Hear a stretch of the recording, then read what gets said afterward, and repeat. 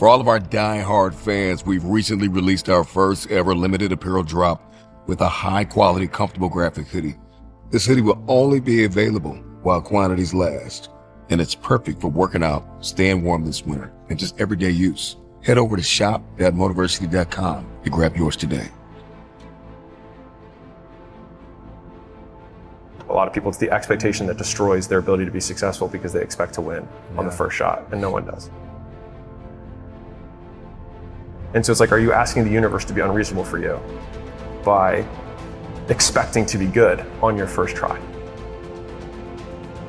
With 20 hours of focused effort, most people can be pretty decent at something, but most people spend years waiting to do the first hour.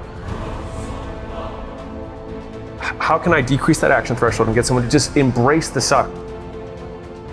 You should expect to suck, and it would be unreasonable for you to be good if you haven't done it before.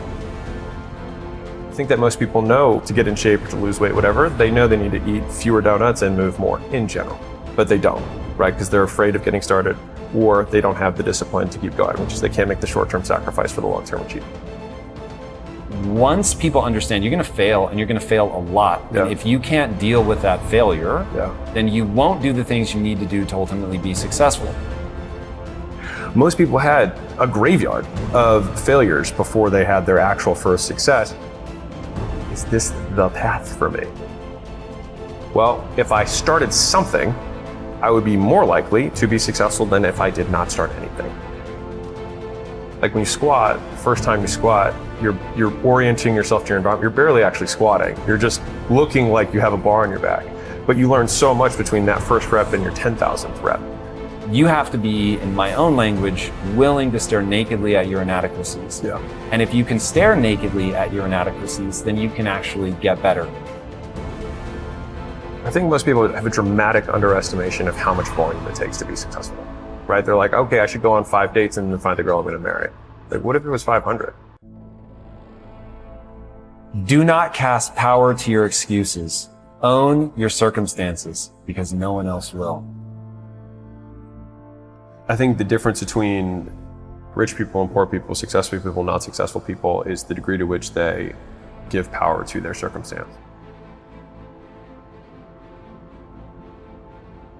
When I say these beliefs, I don't say these as an affront to anyone who shares different beliefs, to be clear. But for me, a very core belief that has been, I think, intrinsic to at least the material success that we've experienced has been a belief that meaning is self-ascribed.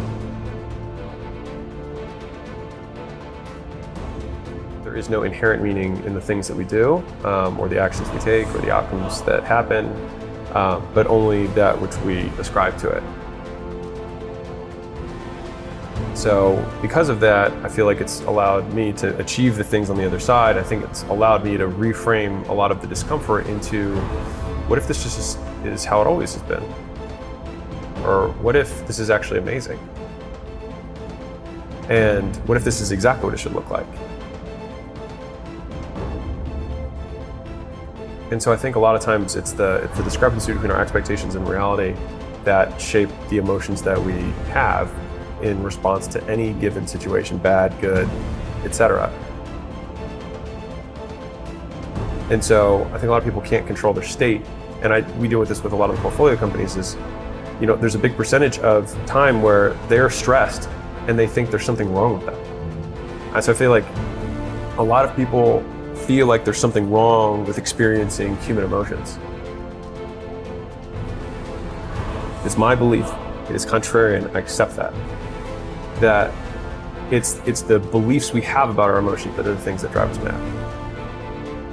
And so somebody's sad, and then they tell themselves that they're bad because they're sad, or they're wrong to be sad, or they're a piece of shit because they're sad, rather than saying, isn't this a beautiful thought about human existence? If I could not be sad, then I would not experience joy. So like, if I say that I don't want to be sad anymore, then I would also have to give up joy. Am I willing to do that? No. Well, then this is just a part. Like, I can't say that I want sunny days if there are no rainy days. Like, we don't say weather is good or bad, it just is. And so I think to the same degree, the human experience is also that way too, at least how I define it. And so I think having that as my backbone frame in terms of my worldview has helped me a lot in dealing with the things that often derail entrepreneurs on their path to getting what they want. They were trying to find habits of highly successful people, and when they actually pulled apart, it's not, and I hope I'm not contradicting anything, but there's people who are really rich who wake up really late and work really late. And there's people really rich who wake up really, really early. And there's people who are really rich who eat really healthy. And there's people really rich who drink Coca-Cola and eat French fries every day. And so there's all these things that we want to make as truths, but there's easy examples that counter those things. So it's like, what are the few things that are true, or at least that seem to be present in all of the situations? And it seems as though there were surprisingly few. And so the three common traits that they had found were, one, that people have superiority complex. They believe they're better than others, and they believe that they deserve more than everyone else does, and that they can accomplish big goals, right? So they have a bigger vision because they believe they deserve it, or whatever it is, that they were able to identify that. The second thing they were able to identify is that they had crippling insecurity, and which is a paradox of paradoxes. They feel they'll never be enough, and they'll always be measured against the things that they've achieved. And so you've got this crazy dynamic between they think they're better than everyone, they think they deserve more, they want to go after this big hill, and at the same time, they fear they'll never be good enough, and they'll never actually achieve it, and they actually suck. And then the third piece, which kind of adds the beautiful mix of this, is impulse control. And so they're able to control their actions and focus on a single thing for an extended period of time. And so if you put those three things together, it's like you've got a big goal that's pulling you this way, you've got this big fear that you are running away from, and then you've got impulse control to keep you focused on the one thing that matters. And if you do that, if you are the type of person who has those traits, then you are very likely to be successful. There's this competition that I used to feel towards the older classmen. Think about it in entrepreneurial grades. I used to be like, I'm going to be further, faster, or whatever by that time than that guy is.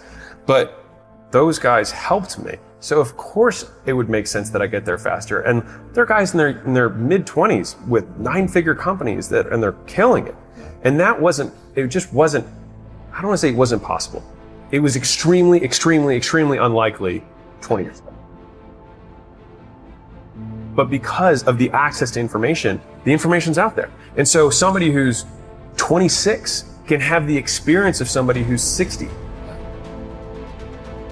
So they can be as good at the game, real talk, as good at the game as somebody that much older. It's because they've had Warren Buffett videos they've been able to watch their whole high school about finance and investing, and Charlie Munger talking about character traits and all these things that you didn't have.